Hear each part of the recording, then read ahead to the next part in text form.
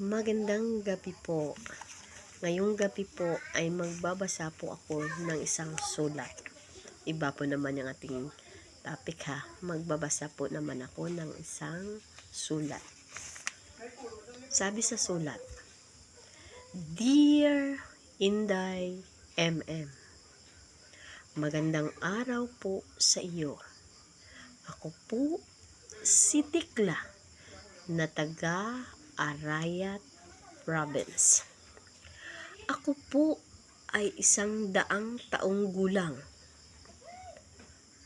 Humihingi po ako ng payo sa aking kapitbahay na madaldal.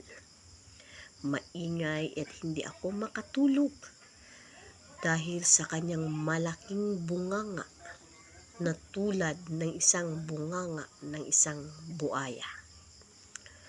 Lagi pa siyang sumisigaw, Dear Inday. Laging bumubulyaw sa kanyang mga anak. At ang malala pa, kung siya ay bumubulyaw kung minsan ay sa akin pangharapan. Alam niyo ba, Inday MM, kung siya po'y bumubulyaw sa aking harapan, para akong mamamatay. Kasi ang baho ng kanyang hininga. Isang araw po, Inday MM, nang bumulyaw siya at sumigaw sa aking harapan, sabi ng aking anak, Umutot ka, mama? Sabi ng aking anak. Di alam ng anak ko na ang baho pala ng bunganga ng aking kapitbahay. Akala ng anak ko ay umutot ako. Magandang araw po sa iyo. Gusto ko pang humingi ng tulong sa iyo, Inday MM, kung ano ang dapat kong gawin sa aking kapitbahay na si Tikla. Maraming salamat po. Hello po, Tekla. Hello po, Tekla.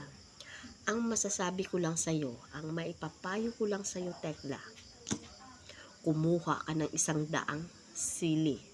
Tapos didikdikin mo yung sili. Tapos kung bumulyaw siya sa harapan mo, ilagay mo sa bunganga yung 100 sili. Tsak. Tiyak, hindi na uulit yung kapitbahay mo.